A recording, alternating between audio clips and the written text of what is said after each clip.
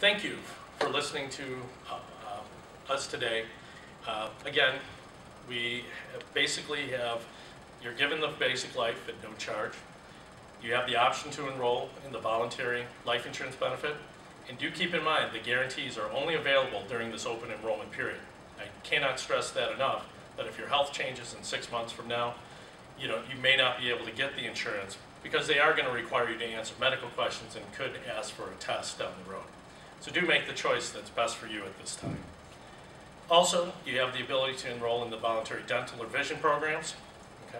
The next open enrollment period is not until December of 2013. The only way to get onto these benefits after this open enrollment period would be if you had a qualifying event, meaning you lost coverage, for example, through your spouse. Or if you had a child or adopted a child and wanted to add them to the plan, that would be acceptable at that time down the road. Let's begin by going through the enrollment forms. They are in the back of your book. On the screen you will see an outline of the forms. We will need everybody to complete these forms. So if you haven't handed them in within a reasonable amount of time, I'm sure the HR department will track you down. For everybody, we do need the first part filled in. Keep in mind that it's not necessary for you to fill in the wages, as the HR department does not need to know that. If you would like to add a spouse or your children to any of the benefits, we will need their basic information listed in the middle of the page. And you'll notice at the bottom of the page, they want to reiterate that all of you have $15,000 of coverage. So whether you enroll in the other benefits or not, we do need you to complete the next page at the top of the page, which would be a spot for your beneficiary. Now, all of you will need to complete a beneficiary. This will be kept in your file. And you can change this at any point in time, but we do need to have this information now. Okay? This is something that's critical for you to put in place. If you don't know who to put, please consult with a financial professional, and they'll walk you through what your options are. Or you can even call the EAP number to give you advice on how to fill out that part of the form.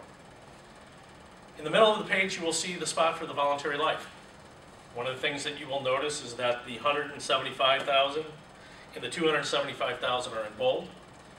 Please keep in mind is that everything up to the first $175,000, there's no medical questions. Anything between the $175,000, the $200,000, up to the $275,000, you would need to answer the question at the bottom of the page. Okay?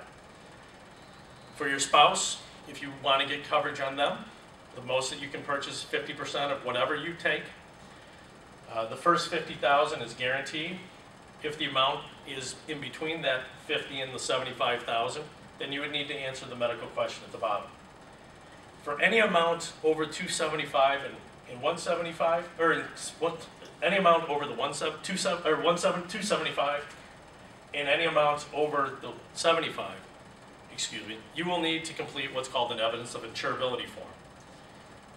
That will be required for any amounts over the guaranteed and the medical question. And for your kids, as you can see, the most that you can purchase is $10,000, and there's no medical questions required for that.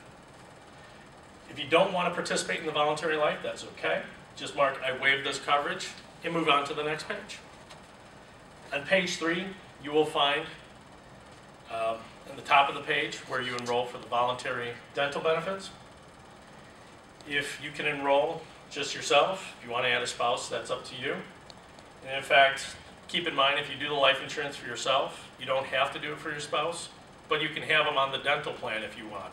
You don't have to have them for the life. If you don't want the dental coverage in any form, just mark I waive this coverage and move on to the next section, which is the voluntary vision. You can enroll in this benefit any way you want to. So if you want to enroll the full family and you only enrolled in the dental, that's up to you. If you don't want this coverage, just mark I waive this coverage.